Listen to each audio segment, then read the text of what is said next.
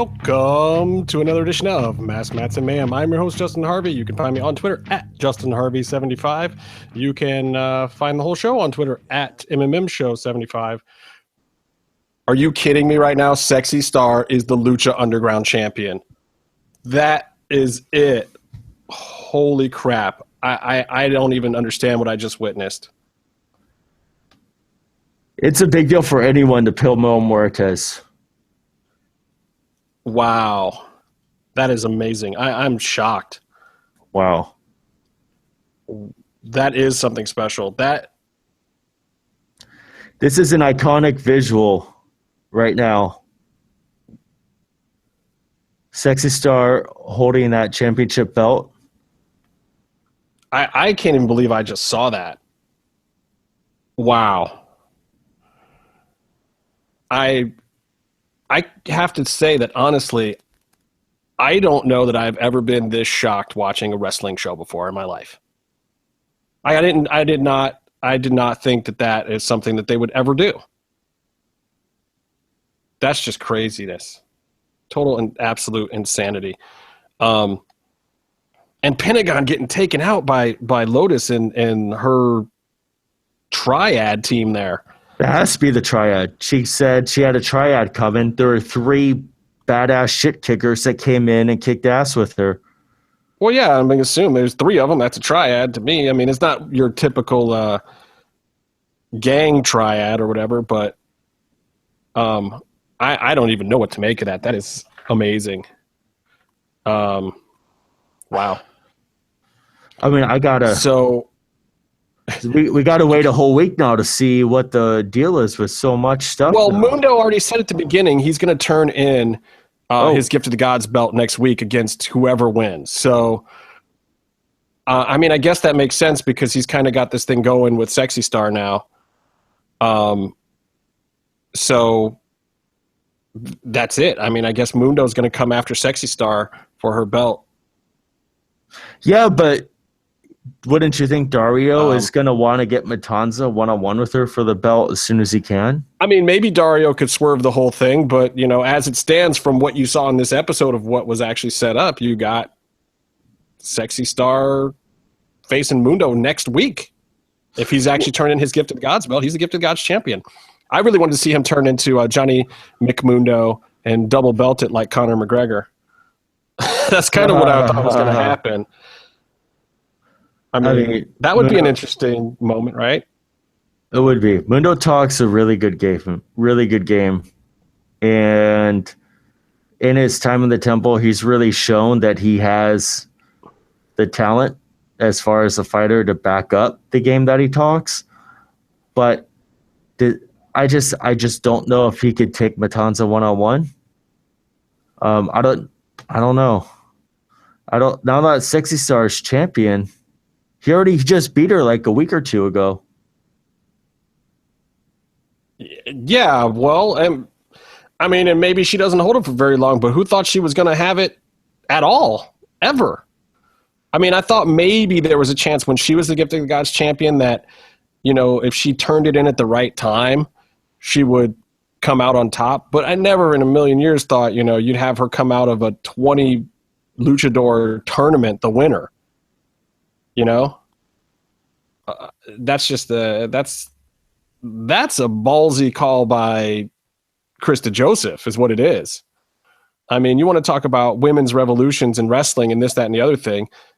You know, we can't even get a damn female president, but Chris DeJoseph can get himself a female champion. Apparently, that really is it. I mean, you have a revolution now that has been televised. The revolution will be televised. That's it. It's not Hell in a Cell. It's not the national election. It's in freaking Lucha Underground. Sexy Star is... Hey, what's up? I'm back. ...your champion. I was just saying that this is amazing. The Hell in a Cell didn't get it done. Hillary Clinton didn't get it done. Somehow it's Sexy Star in Lucha Underground that gets it done. She is the women's revolution. What do you think? I think Lucha Underground is beyond a Lucha Revolution. I think Lucha Underground is going after the purest like form of what you might call feminism or equality, to where you don't have to point out that you're making women equal with men. You just have everyone on the same playing field doing the best they can. So you don't have Sexy Star. Sexy Star is fighting for a certain demographic of the crowd, but I think the appeal is more as an underdog, as someone fighting through so much adversity, which is why you see so many people on both sides of both genders going, rooting for her. You see guys like Casey rooting for her in the crowd because. Now, come on. Okay, that's just mean. Let's be honest. Look, Casey is probably rolling over in whatever grave that he died in from Pentagon getting eliminated. Yeah, but she is. I think she's presented as the ultimate underdog when she was one of the original characters of Lucha Underground, and through that you could say she was on a path to be the face of the show, the face of the brand of Lucha Underground at some point. The face, yes, but did you imagine the champion? I just don't know how she beats one-on-one like Mill or Matanza. Okay, or look, even yes, Puma. the deck is stacked against her after tonight. Obviously, I didn't know how she would get here. Strength-wise alone, Lucha Underground has some freaking monsters in there. So, just but that's her underdog story, though. Yeah, but I mean, that's her. There's times to be an underdog, and there's times that you don't want to be an underdog. You know what I'm saying? Yeah, but I think her appeal is fighting for all the people who don't have a choice for being an underdog. You see her with Mill, you see her with Matanza, you see her with Puma, like former champions, even Phoenix. Like I could see her like physically having a competitive battle with Phoenix, but she's always going to be the underdog, and I think that's something that we can all sort of relate to. That being said, I never saw her as being champion. I think it's really bold. I think it's really great for her. It's a tremendous victory for her tonight, for sure. Yeah, I'm not worried about her. Like, look, as a performer, she's had great moments. She's had her time in the spotlight. Is this a victory for Lucha Underground? I mean, that's really the question. Is this a victory, or is this a monumentous screw up? Like, is there going to be backlash over this, do you think? Are people going to be like, you can't have a woman's champion? I think there's two ways to look at this, and I think Lucha Underground sort of wins out on both of them. One, there's going to be a very strong polarized decision or a polarized opinion about this. I don't know if you think that anyone's going to be on just like in the middle of the ground on this, but I think people are going to be either super excited to be surprised that one of the biggest underdogs of Lucha Underground won, or if they're going to be super pissed off that someone they think is undeserving won, and they can't wait. Like, they're going to tune in to see her lose the title as soon as possible. Rey Mysterio was one of the biggest underdogs until we saw him just keep winning for decades and decades. I don't know if it's a bad decision booking wise. She isn't my personal choice, but now that she's here's why I don't think it's a bad decision. And look, this was filmed a long time ago, but at the same time, to me, it is perfect in the climate that we're talking about right now. Like, give something back to people, get people talking. Yeah. In this day and age, when there's all this uproar right now about the post-election fervor on both sides, and then you've got the Hell in a Cell match, you got Sasha talking about how there's not enough women on Raw for her to have the dynamic programs that she's looking for. And here you go, Lucha Underground is like, guess what? Lucha Underground's entire female roster is the same size as Raw. You know what I'm saying? So What do you do when you have a small female roster? You don't treat them like they're some kind of separate entity. You're either in the temple to fight, and you'll fight whoever, and we'll make a story out of it that works, or you're not. It's like if you watch From Dusk Till Dawn, for instance, another El Rey Network show. When, there's a woman who's this big, strong, vampire snake character, is she just fighting other women in the show? Hell no. She's fighting other big bad monsters, other vampires, other whatever. She's shooting guys. It's like, if you're a bad guy robbing a bank, does it matter if you're a guy or a girl? Right. You got an AK-47 and you rob a bank. If you're going to step into the temple and fight in this no holds barred kind of competition, it doesn't matter. And yeah, maybe you have something stacked against you. It's like, Masquerita has the same thing stacked against him, He's little guy or whatever, and he gets a win every now and then. So I think it's smart to create that kind of aura. And I love that they put Cobra Moon in the match too. So it's not like Sexy Star was the only woman in the match or whatever. And Mariposa. And Mariposa too. Yeah, she went out pretty early, but yes. I mean, my personal preference is, I feel as far as a competitor, Ivelisse would be a much better champion as a competitor. I feel that two things against her. One, Sexy Star has connected as a pure babyface and inspirational character much more effectively. I feel Ivelisse is just more realistic in the ring with the even playing ground. But also, like, Ivelisse has a broken ankle, so she's just not even in the equation. Well, yeah, so I was going to say, we saw her pull up lame last week, Yeah. So what's she going to do about it, Yeah, and I think your point about it, just this is a world of superheroes, like DeJoseph and EV Dub and I'm sure Roach and everyone involved in creating the show has said this is a world of superheroes, and every comic book that you read has people of all genders, sizes, powers, and colors of all the spectrum and planets they're from. They're all fighting against each other, with each other. You don't have Wonder Woman not fighting a bad guy because the bad guy is a different gender. And that's this world. These are all superheroes. And why do you create effectively such a world and not utilize it in the ways that no one else can utilize their worlds? Yeah, make a fantasy. Why not? So now, for people, who aren't fans of Sexy Star, it sucks when all of a sudden she's the main character of this fantasy world. If you don't like her, then guess what? But I mean, that's going to be the case with any champ. I know people who took issue with Matanza, thought he was too undefeatable as a monster. And look, you had to put him in number one against 20 other people to get somebody to take the strap off of him.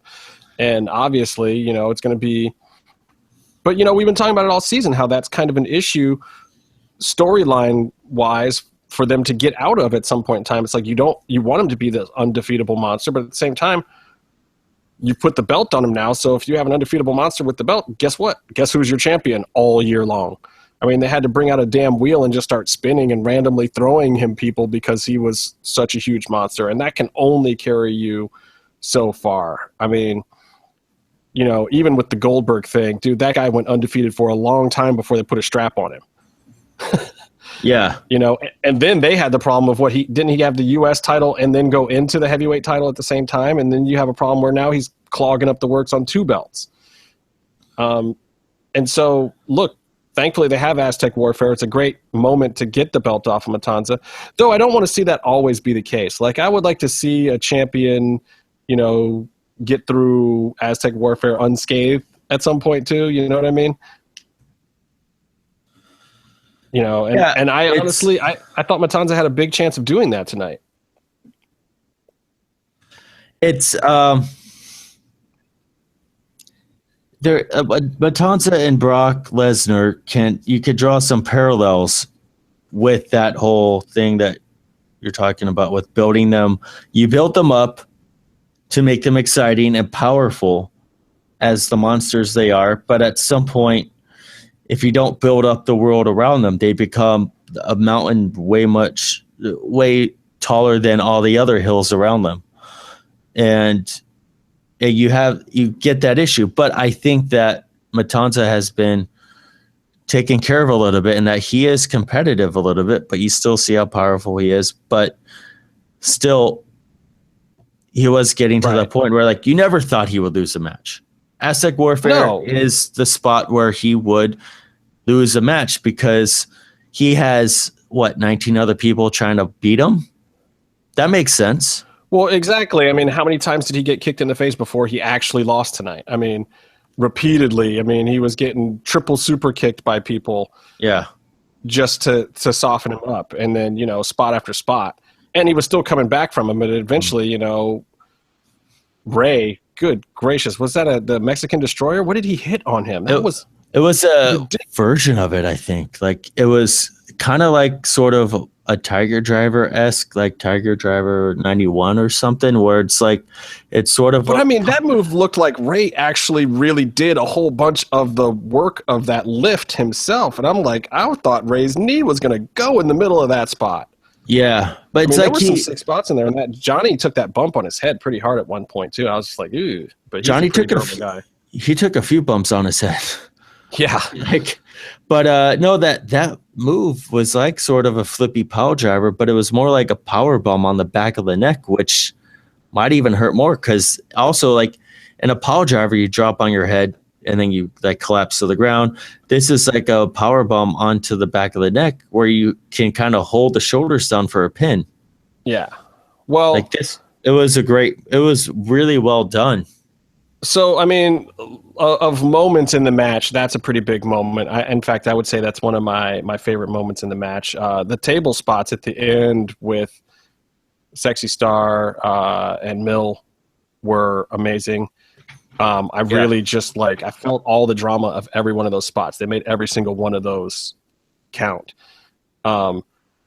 So, and I love Jeremiah Crane at the beginning of this match too. I thought that he was a great guy to have in there early to just amp up kind of the excitement and the adrenaline level of the whole thing.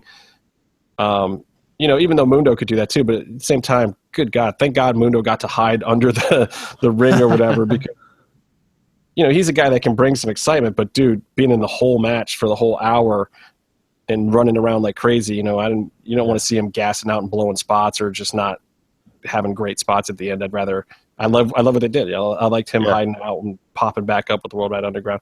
So let me ask you this. Yeah. What do you feel was missing from this match? It's hard. I think as far as like missing, you have to look at, there's a lot of stuff that happened that doesn't have explanation yet. So obviously there are things like the triad. There are things like, I don't know, Drago and Cobra Moon and other things that you need to see the next step and what's going on with them. But as far as like what was missing, there was no kill shot AR Fox. And honestly, I have to tell you, as much as I love Famous B and Masquerita, if those numbers had worked their way into Killshot and AR Fox's hands, I mean, dude, just going back, like I was watching some of the Swan AR Fox stuff. I think I posted it on Twitter, some of their stuff, and it's just like, oh my God, dude, are you kidding me? Like, I'm looking at those matches from CZW and stuff, and I'm just like, this is what, like, all the extreme deathmatch stuff aside, and they weren't working like spot monkeys either. They were like hitting spots, then playing out some stuff, doing some stretches and some holds, and if you watch those matches, they make sense. They're not just doing flippy shit for the sake of flippy shit. They were actually great matches. And I'm just thinking to myself, man, what is WWE doing? Their cruiserweight division could be this. They do have some of the right guys. They don't have all of them. And thank God Lucha Underground has quite a few of them, especially with Puma and AR Fox and Killshot and Drago and Aerostar, a few, and Jack Evans. They've got a lot of these guys that would be, really put that cruiserweight thing over the top in WWE. But at the same time, I'm watching some of these old matches and I'm just like, geez, dude, what is WWE thinking? And then, get to Aztec Warfare, and I'm thinking, Aztec Warfare could use a little bit more of that too. Like we got some of it with Jack Evans, especially when he does his crazy flip to the outside. Pentagon definitely brought some of the old school kind of cruiserweight feel to it, believe it or not. And so did Drago when he came in. Cobra Moon did as well. But yeah, like if we had had a little bit of a hardcore and cruiserweight kind of angle with Killshot and AR Fox, I think that would have set it over the top. But then you would have lost the comedy of Masquerita and Famous Pete. But as fast as Masquerita got squashed, like I love the Masquerita character, but I don't know if I felt like that was the place for it. Like I would have rather had AR Fox there. I think that this was a full episode that normally you have separate matches to tell different flavors of story. Right. And ultimately, this centered around a competitive battle of warriors with Matanza, Mil Muertes, Sexy Star. You have the Rudo section of Worldwide Underground. They're doing their thing. Then you have certain lesser featured characters putting their personality out there for their segment of the match. But they're not competitive. But they're not threatening the competitive portion. They give a bit of a breather. And I think the competitive portion of the match was the people that were in it. It's the percentage of the match that it took up. And if it took up more, it might have just, personally, it might have exhausted the crowd more. It might have. You really think it would have worn them out more? Hold on. We're getting. DeJoseph just sent a picture of an outlet on his wall to our. You see that, right? No, I'm not looking at the. Look at the Google chat thing because I'm in the master. I'm not in a regular Google Hangout. I'm actually through YouTube doing the master setup. It's a little bit different. I'm asking him to click on the link. Maybe it's not working. But what I'm still in your ass. Ain't gonna click on that link. All right. Well, what I'm saying is, it's that when you tell the story, he's saying yes. Maybe he's fucking with me. I don't know. You try it. But I think in telling the story of this match, you have different aspects of it. You have the competitive. You have a little bit of a breather. You have heavy action again and back and forth. And I think these guys fit into a portion of the match that was taken up by guys and people higher on the card than them. Oh, there he fuckers. is. Oh. What up? There he is. Bitches. El Jefe himself. You fucking bitch motherfuckers. Hey, we're doing the ad. Dude, I can't. Google ads. I can't believe you're here and Casey is not. Casey is running and hiding from tonight's episode. You know that, right? I'm alive.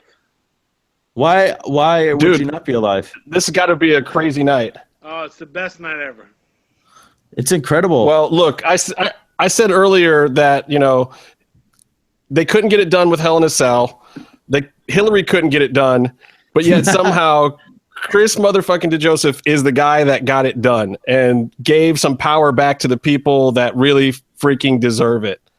I'm telling you, Lucha Underground has a mysticism about it that just makes things work out at the right time, at the right place. It's amazing. Yeah, I mean, this was taped how long ago? And how more perfect could this be? Some shit. It's crazy. I just can't even imagine how perfect this timing worked out that you have this huge empowering moment right when everybody needs it. It was funny. I was texting with Chris Roach. We were sitting in the same room.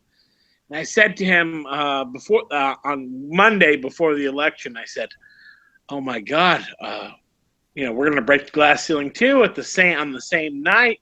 Well, we're a week off. And he's like, gosh, I wish it was the same night. I said, oh, it doesn't matter. There'll be a woman president and then a woman world champion right afterwards. It's going to be crazy. And then what do you know? Yeah, well, now you get the spotlight all to yourself, my friend. At least Lucha Underground delivered. Yeah, thank goodness. Yeah. Oh, my God.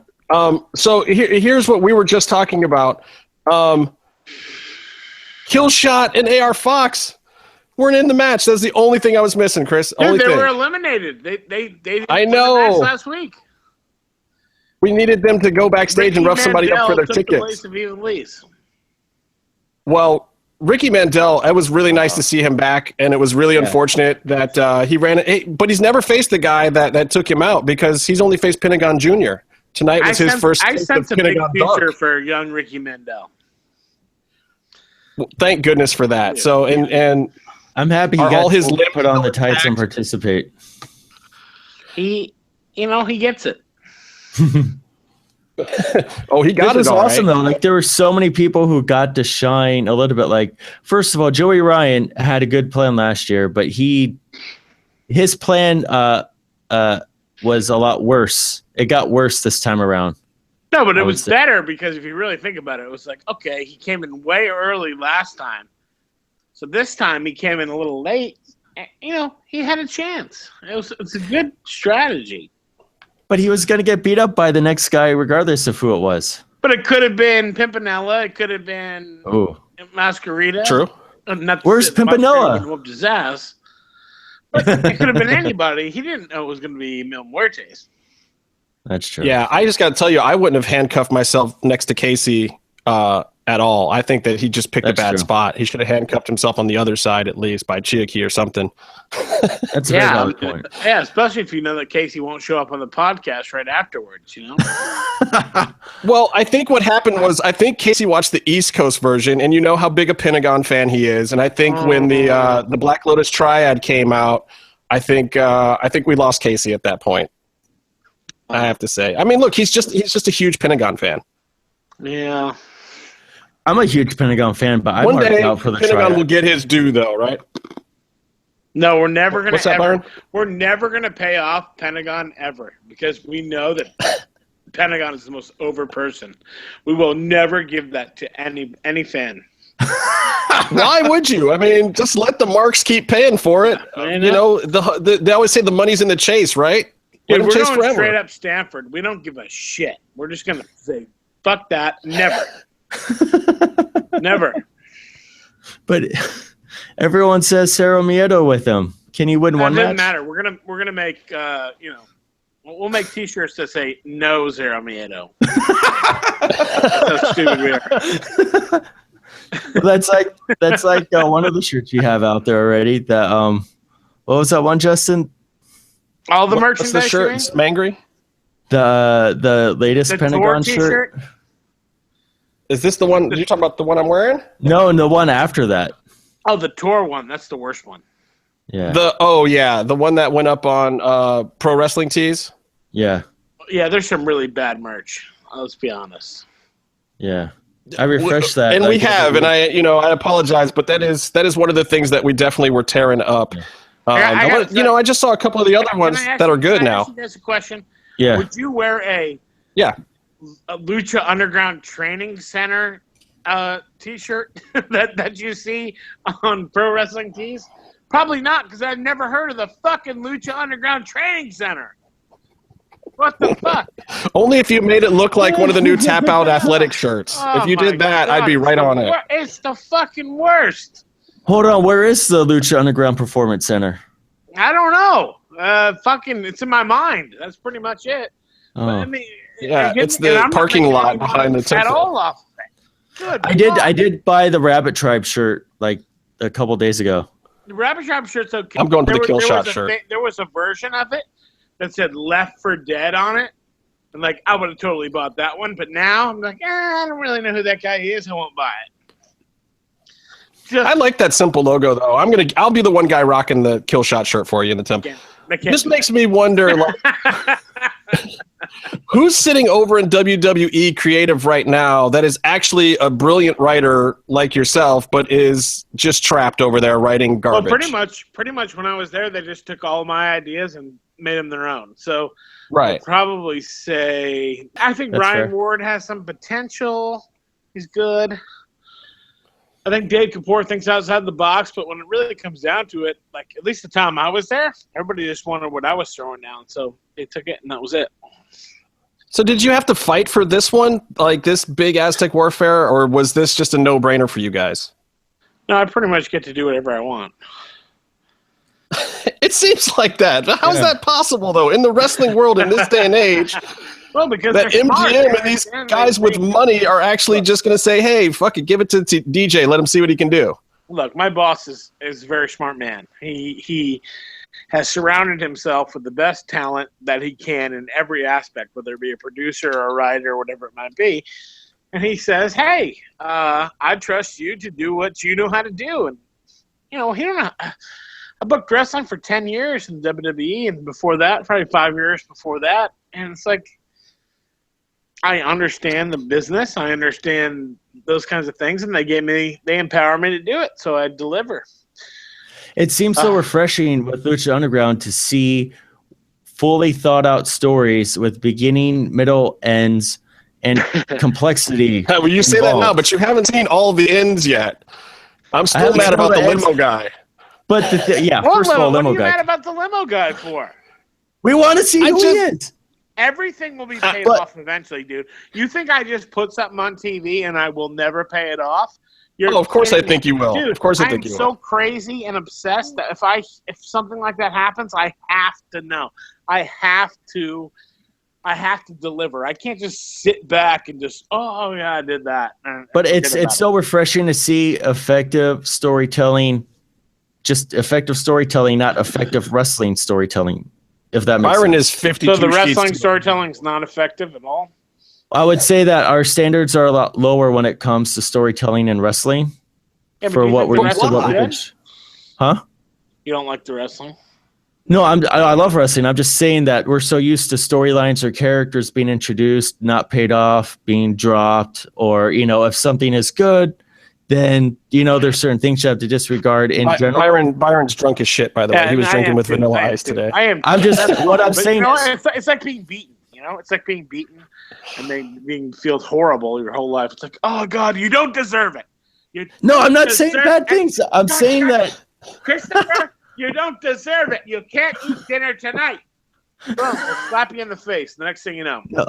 I'm saying that you deserve all the dinners you want. I'm saying that the quality of Lucha Underground transcends the genre. Like it's good storytelling beyond the genre that it exists in.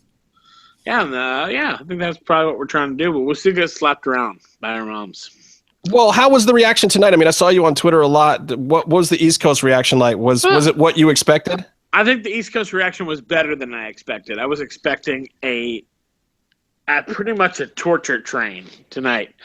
I was expecting the Wrestling Observer audience to be like, oh, that's the worst thing I've ever seen. How could you put a belt on a woman?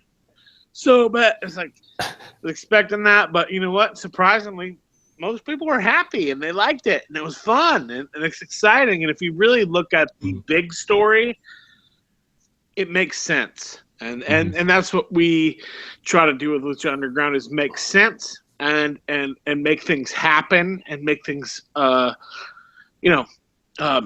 set up and pay off. So, I mean, a million people could have said what they did, 8 months ago, big time supposedly big time websites and their guys who are like at one time in your corner and the next second they're not.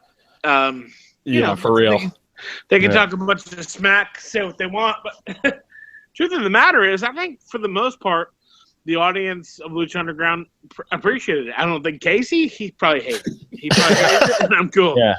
I'm totally cool with that, but I expect that. I don't expect to get everybody to love everything that we do, but I think storyline-wise, and we made the right decision. Well, I think so. You want people to have an opinion or reaction to it ultimately, right? If anything, I think that's what it accomplished. Well, yeah, I got to say, like, even the people who might react negatively to it, that's hopefully going to pop a number next week, too, of people tuning in to see what you do with it from here. Like, do you keep it on Earth? You're going to lose it? What's going to happen? Because we saw the setup with Mundo is it's challenging. I mean, if he's not too banged up from this, that he's going to go after her. So, or whoever was the winner is what he said, which is, that means you got built-in storyline set up before the match even started, which is great. I mean, where it's going now. We got more action coming. Yeah, I mean, hopefully people are okay with it. It is what it is. It's a story. Yeah. And I think from the beginning to the end, or from start to finish, or whatever you say about Lucha Underground, our commitment from the beginning to the end has always been story. And story is key. And I think story is what drives people to the show. I think especially with the current events these days, like people are kind of in need of some type of heroic influence or character right now, some sort of inspiration. We had no idea. Yeah, I mean, it's just, we've talked about on this perfect timing. That Sexy Star is one of the true, real babyface characters out there left that still gets a pop from the audience, manages to completely be good all the time and always do the right thing. And there's so few of those left that haven't, toyed with the dark side. Yeah. I would say in Lucha Underground, Sexy Star and Phoenix are the most pure characters, for sure. Right. The most pure. They have the purest heart. They have never gone against or done something. I feel like Son of Havoc is there now also. Yeah. Didn't necessarily start there, but that he's there now too. Still, you have to go back in his past, and there's a flaw, Yeah. There's also a difference. I think nowadays people like the edginess with characters, and so there's a danger of if you're too pure babyface, if you're too good, you could come off as cheesy a little bit. I agree 100% that the babyface nowadays, especially, needs to have a flaw. I mean, it's like Iron Man is so much cooler when he's drunk, or doesn't care. Yeah. When he's willing to roll the dice, he's like, that's the guy. I think that really goes down to Phoenix, who's in love with this horrible monster, but that's his weakness, is this woman who I think in a way he is so sympathetic to and loves that he'll do anything for her. Who are you talking about? I'm talking about Phoenix and Katrina. I think Phoenix and Katrina. Me. Which is also, there was somebody who was asking a question about that. I think it was it I think that's one of the hidden love stories of Lucha Underground that people don't really, they look at it and they see it as it is, but they don't really see it as it is. Well, I mean, you had people from the trailer thinking that Phoenix was somebody else in there. I was just like, what are you guys watching? Well, Phoenix you'll see in the trailer, he's moving on to things, but don't forget who Katrina is. Oh, I know. And don't forget what she's all about. And she's not a person who is very giving necessarily. Yeah. She's not very cool with those kind of things. She's a possessive person. You could totally of people. You could totally see how Mil Muertes, and apologies, Justin, but how Mil Muertes, through the partnership, is still kind of a slave to her. Yeah, I mean, she's the boss. And honestly, who wouldn't be that slave? That's Oh yeah, for sure. Sign me up tomorrow. Though I do gotta say, we need some more hot women in Lucha Underground that aren't like 200 to 1,000 years old. Yeah. What are you talking about? Well, you got, women with these amulets that have all this longevity in life, and 200-year-old witches and whatnot. We want. You have Katrina, who's triple digits. Captain Hotness is allegedly somewhere around there too. And then you have the age. It's not about the age. No, are you? I mean, how old are you guys? Fuck. 27. I'm the old one. It's not about the age; it's about the experience. I'm chasing, some serious Drago years myself over here. Okay, so I got to ask you this. Okay. Will Vinny Massaro ever get to take a crap in peace in that bathroom? Possibly. I haven't thought about it. That's the payoff that I'm really waiting for. Like, it can be season 3, 4, 5. The best is when Vinny goes to take a shit, Mil Muertes grabs him by the fucking throat and throws him through the wall. Vinny's bowels are the true underdog of Lucha Underground. They are. Vinny can never get that shit out. Well, he's got to stop remote eating food from that gas station down the street in Boyle Heights. That would be the first thing. He wouldn't need to go in there every night. He needs to try out that taco cart instead. Vinny's such a good sport, dude. You know what, dude? I love that guy because in the beginning, I had no plans whatsoever for him, and he just kept showing up every week, and it almost got like annoying. I'm like, God, I can't take him anymore. I can't take. Only way to get rid of him is give him more camera time. All of a sudden, next thing I know, I'd be like getting into my car, and somebody would be opening my door, and it'd be Vinny Massaro, you know. And I was like, oh my God, where is this guy coming from? He's like, he can't be stopped. He's like a plane. But then next thing I know, it was like Vinny was like, hey, let me work a match. And I was like, you know what? Let's let Vinny work a fucking match. Then Vinny works a match, and he's awesome. He's incredible. And like next thing you know, like I was like, you know what? I respect the shit out of that guy because he came every week. He drove himself down from the Bay Area every week and slept in his car at night. Like, holy shit, you're Which is crazy. amazing. He totally could have come and stayed with one of us. He's like, I don't care what my role is, just give me a role. And I said, okay, there you go. You're gonna get thrown through a table and your arm broken by the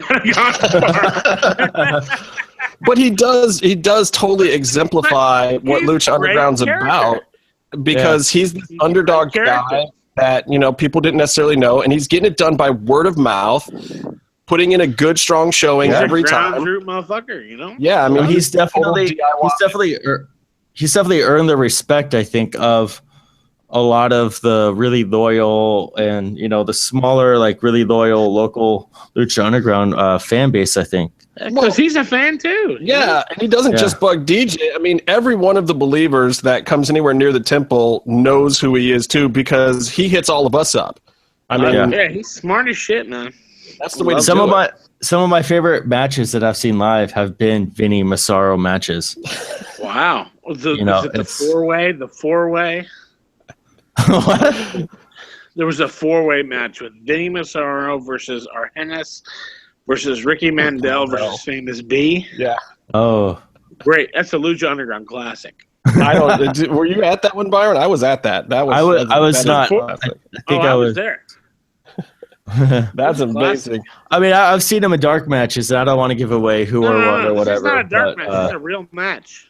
No, I know that was a real one. That was no. That was the four-way of like. We actually gave them TV time. That was the broken arm match, right? Everyone who had the arms broken got to fight each other. Yeah. Amazing. They all threw punches and grabbed their elbows afterwards. That pretty much created three characters on that same show. Created three characters. That's awesome. One has found pictures of a exotic island. Yeah. Right. The other has a phone number, and then Vinny is has to take a shit. And then that's who the fuck knows. I can't wait to see where some of that angle is going to, and if Drago ever gets out of the damn bathroom himself, he seems to always be in there. Yeah, dude. Yeah, but he's there for a reason. You know that, right? His skin's got to stay cool, right? Yeah, it's wet. It's wet. His skin's got to stay cool and wet and moist. When you're scaly, you have to stay around moisture, dude. Even if it's dirty. Is the plumbing messed up? No, but like that's a nasty ass area. If you're in the locker room with the weights, you're not going to get wet. If you're in a bathroom with slime and 7 toilets.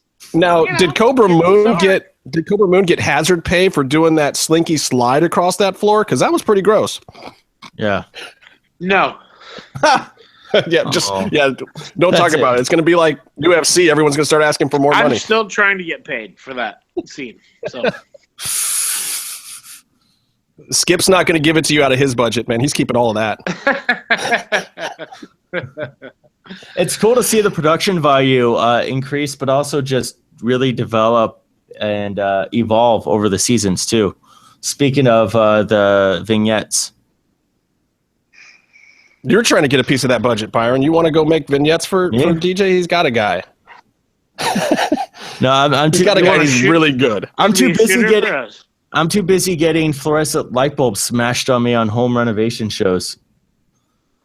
Oh, I feel so bad. That for happened you. today. Hey, Dude, I've worked on home renovation shows. I hate them.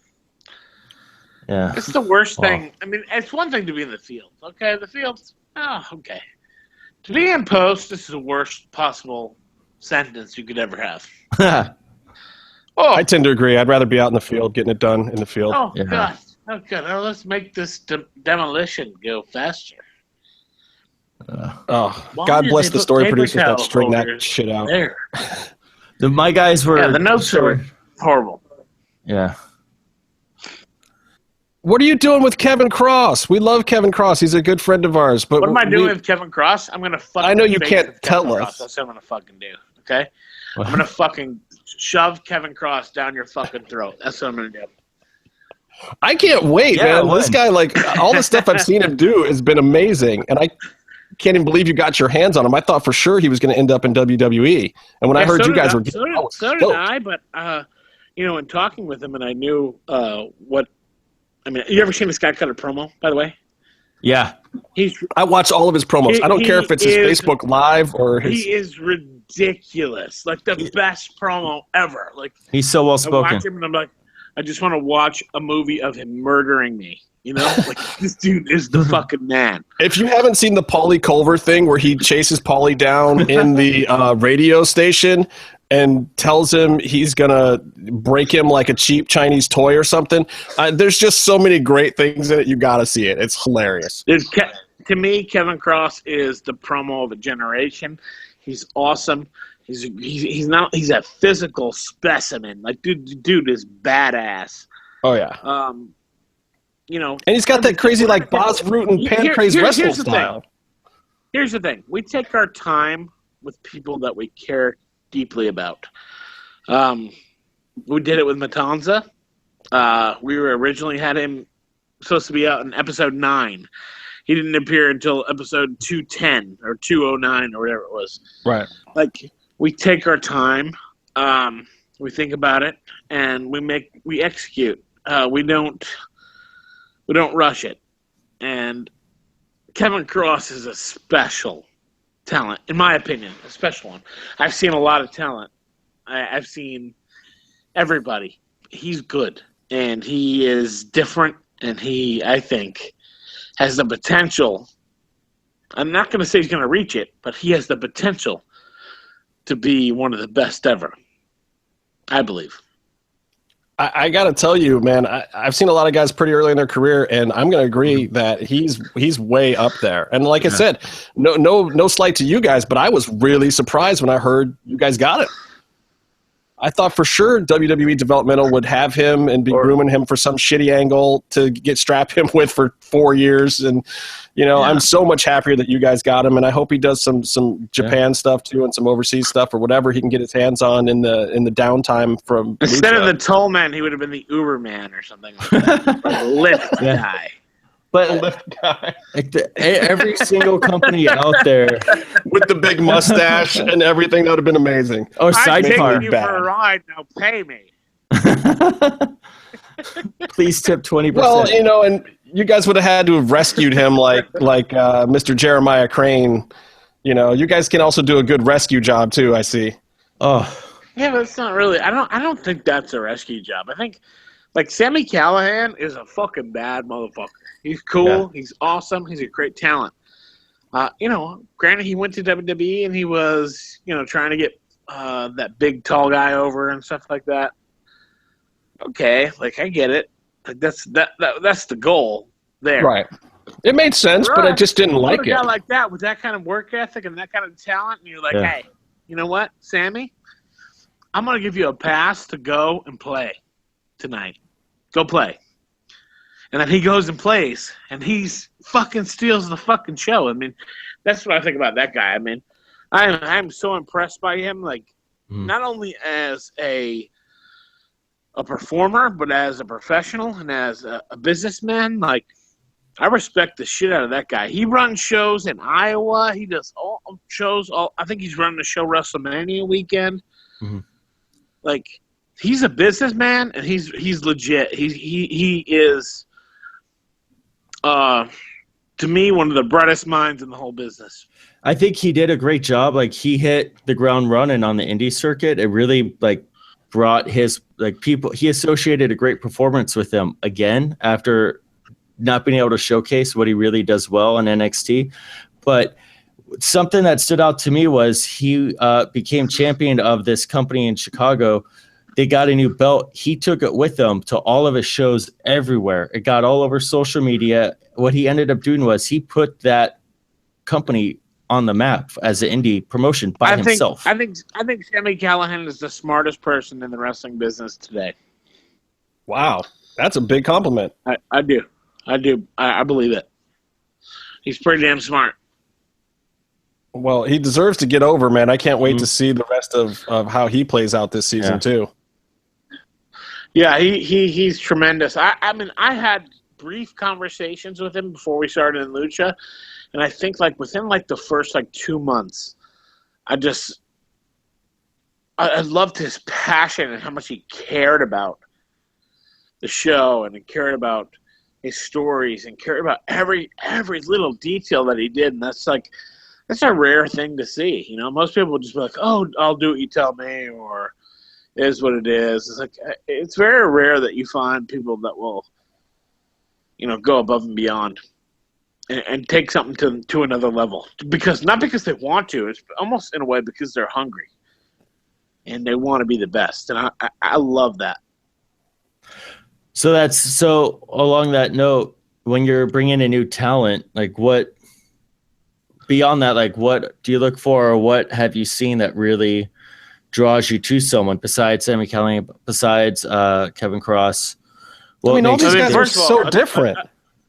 First of all, a chip on their shoulder is the biggest thing to me.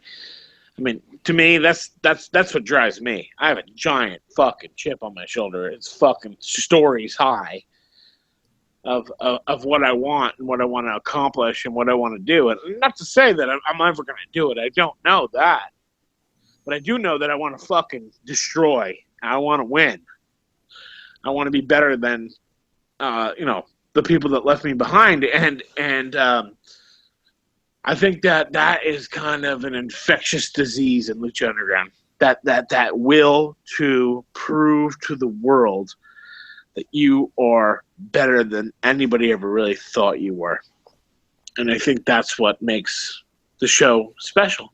I even think it's the fans too, and LA and the market and everything. It's I even think for so long LA has been kind of disregarded. It's New York, Philadelphia, Chicago, those are the only places for wrestling, or somewhere in the South, or I don't know, fucking somewhere in North Carolina. But LA, and they were for a while, but we got it now with you guys. But LA owns the fucking wrestling scene right now, whether it's PWG, Lucha Underground. I don't know. I think Cali is running shit, and that's the way it is there. We are, and I mean, if nothing else, you got to come through here if you want to make it now. You got to show up. Yeah. You got to do a show. You got to take your bumps out here or go the fuck away. I completely agree. It's awesome. It's awesome for me. I live 4 blocks from PWG. I can get to the temple in 25 minutes. I'm loving it. Some of these other schmucks might be hating. I'm in the valley. I will go to PWG, but it's too expensive. Yeah, I agree with you. I did not go to Bola as I had planned for that very reason. Byron and I were like, should we go or should we? I wasn't sure if I was going to be Lucha working this year. Last year, I did get to go to Bola. It worked out perfectly where I had a day off of work on the day they were selling tickets. So I bought Casey and myself ringside tickets.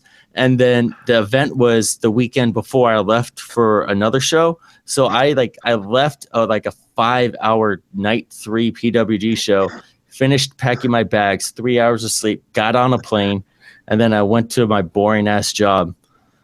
And see, this is what happens. We're sitting here talking about Lucha Underground, and Byron's putting over PWG. This happens to us every fucking week. But no, I saw Pentagon and Phoenix and Drago and Aerostar. Let El Jefe ask you a question here. I have one question to ask you, and you can take it the wrong way, and you can shit on it, and that's fine. But if somebody asks you for season 4 of Lucha Underground, I'm not saying this is going to happen. I'm just asking a hypothetical question. That you had to pay to go, would you pay? Yes, absolutely. And honestly, I would prefer to pay, actually. I almost think it would be better with how things got towards the end of season 3 with the lines and how crazy it was. It's like you almost, there's no way to enforce any kind of hierarchy without going to a ticket. And at this point, you guys aren't a show that needs to pack a live studio audience the way it was before. Now, how you release that limited amount of tickets, I don't know, and keep people from fighting for them and whatnot. It could be tough, but it's already ugly. I will give this one spoiler right here tonight. Oh. I'm looking to expand for next season. So hopefully the temple might be, more accommodating. Hey, a bigger rowdy section? I like what I'm hearing here. I think the rowdy section's good, but I think there's just such a demand. I think that it's time. It's time. Well, I mean, it has gotten to that point now where people want to come see it live. People want more merchandise, which and all of us always complain about. Yeah. But B got to do what they're every day. But I mean, we're talking about wanting to buy a replica belt. Like how the in vivo stuff go. I mean, you guys took it out on the road for this little Cricket Wireless promotion, and it went huge. The in vivo stuff was amazing. We got to get firsthand there was like Houston, Texas for me blew my mind. It blew my mind. There was about 4,000, 5,000 people there that I've never really even seen on social media or anything.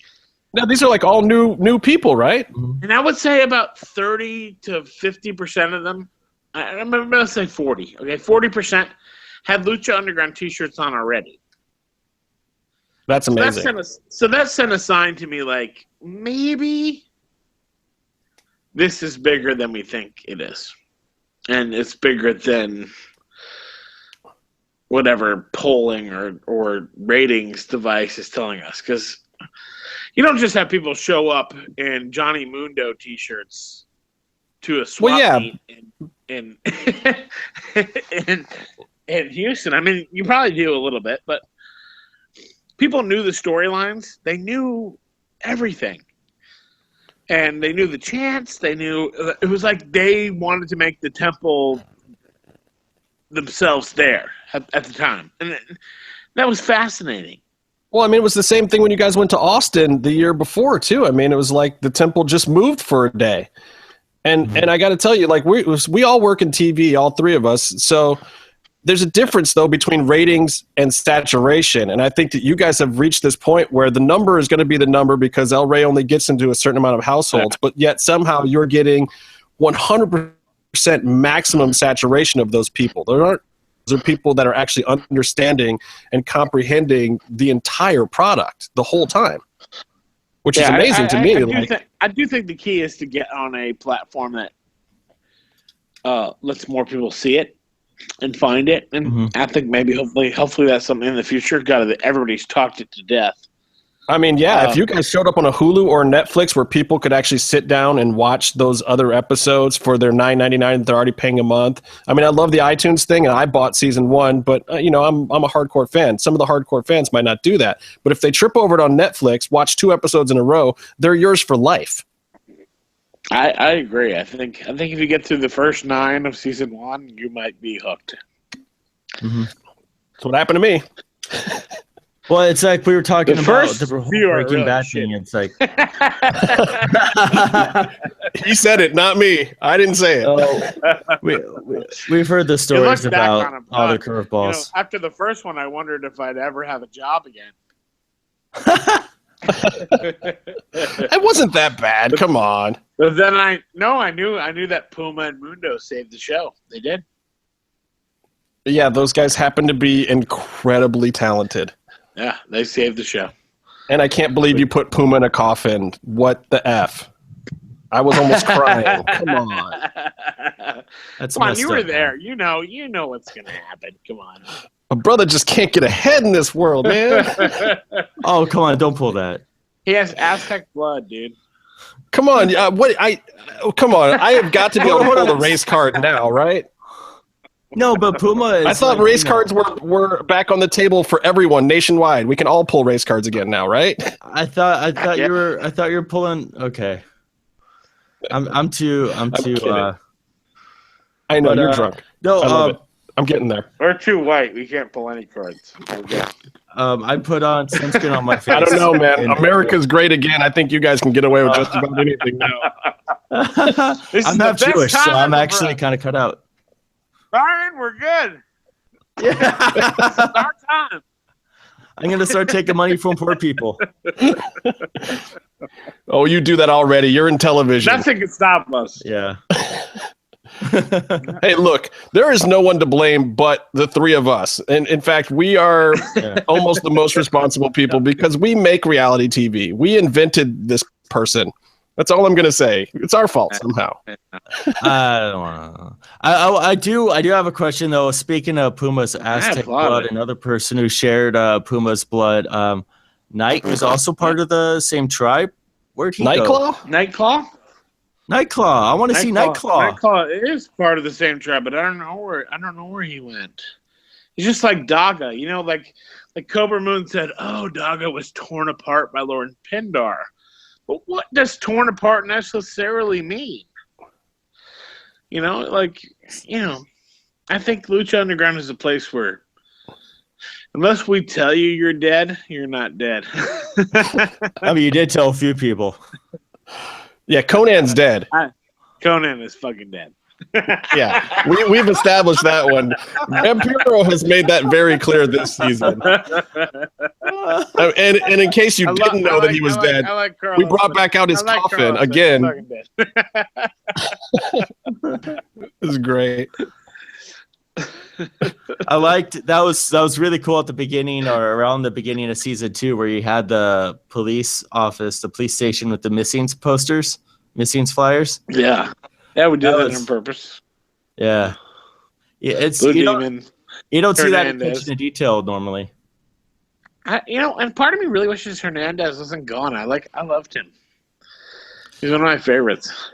There was nobody more fun to throw heat at than Hernandez. Oh, the believers hated Hernandez, but Hernandez just, he just didn't make the right choices. But I still love that guy. He's awesome.